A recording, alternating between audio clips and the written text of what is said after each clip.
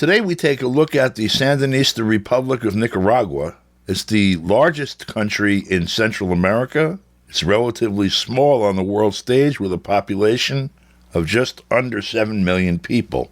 It happens to be the adopted home of our regular contributing journalist, Stephen Sefton, and it is also one of the places where another of our contributing journalists, Camila Escalante, hangs her hat.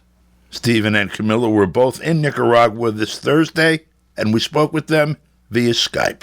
For a long time, I've been thinking that we might discuss why Nicaragua is a very important country, in my opinion. Obviously, I'm going to have that opinion because I live here and I've devoted my life to working in Nicaragua in community development. And I've watched all through, really since 1994, when I first started working seriously in community development at grassroots here. I've watched how Nicaragua has changed from being practically a basket case under the previous neoliberal governments that ran Nicaragua from 1990 to the end of 2006. And I've watched the country change since January 2007, when Comandante Daniel Ortega and his partner Rosario Murillo took over the government. It would be wrong to say that they took power, because back then the opposition still remained extremely powerful. But I've watched since January 2007 how the country has completely transformed into probably the most successful country in Central America in terms of its overall development and progress.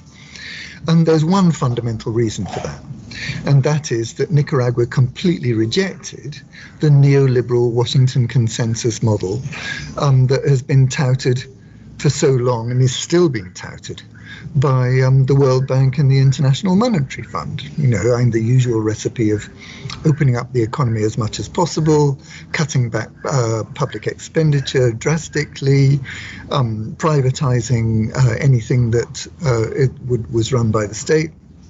And the only element of that Nicaragua has taken up is to open up its economy as much as possible.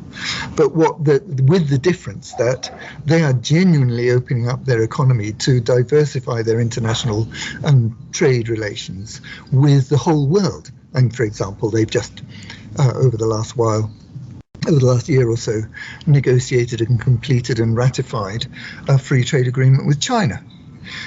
Which has completely transformed their commercial opportunities and made them practically invulnerable to the kind of unilateral coercive measures that the United States has used with such success in recent years against many countries around the world. I think the total number of countries suffering those kinds of illegal measures with coercive measures that lots of people call sanctions is now, well over 30 countries, something like that, around the world, including even, ridiculously, the People's Republic of China. But anyway, that's for another program, perhaps.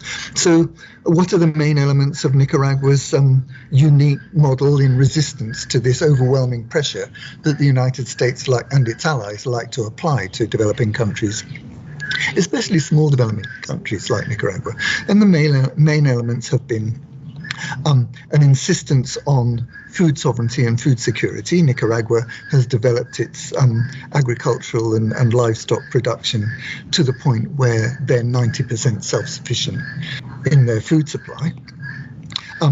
They've completely rejected having anything to do, or as little as possible to do, with the United States in terms of security issues. So they are the most successful country in Central America and probably the region in regards to their success in combating drugs trafficking and organized crime. They've built up an extremely successful, the best public health system, certainly in Central America and probably in most of the region.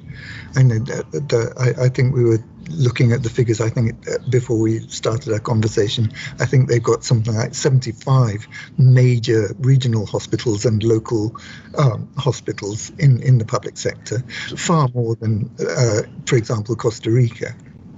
And so you have this series of policies covering all sectors of national life in complete opposition to the kind of recipes that the United States and its allies like to impose on other countries in the region. And that has made Nicaragua one of the but in my opinion, certainly the most successful country in Central America, and perhaps among the most successful countries in all of Latin America and the Caribbean. Camilla, is this a portable model? Well, it seems like some countries are going in the opposite direction, and one of the most important examples that we have of that today is Ecuador. Another one is Argentina. But the United States actually under Trump, but continuing under Biden, announced what their strategy was going to be in the countries of the Americas among the so-called Western Hemisphere and what the framework was. And they have said that part of their whole scheme of promoting democracy and human rights and all of that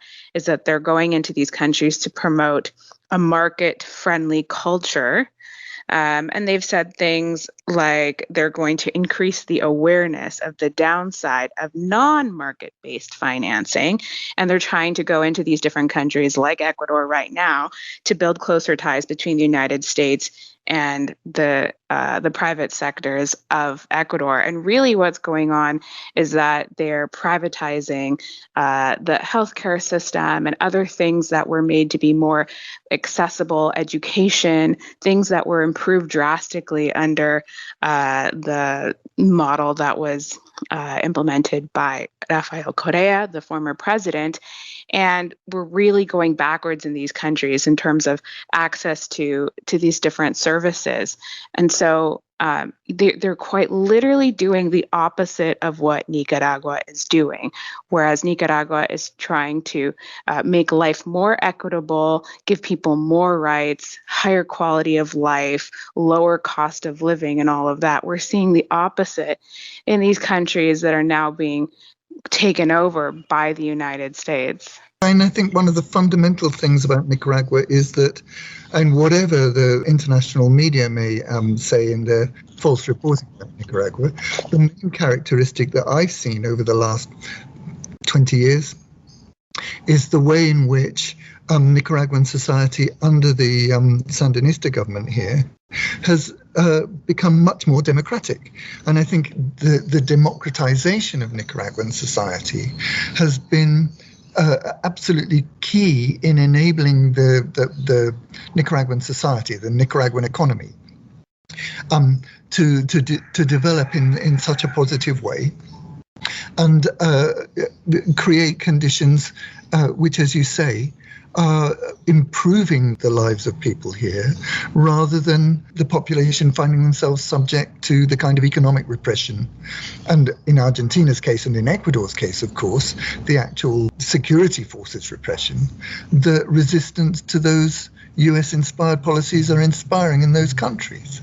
So, and I think democratization is the key concept that has enabled Nicaragua to be so successful. So the question will now be whether or not we're going to see some of these sorts of things adopted in neighboring countries, specifically El Salvador. We have, an election just passed. Nayib Bukele has now declared himself president once again of El Salvador, and he won because of some of the approaches he had implemented into solving crime, getting gangs off the streets, lowering the rates of daily homicides and violent crime.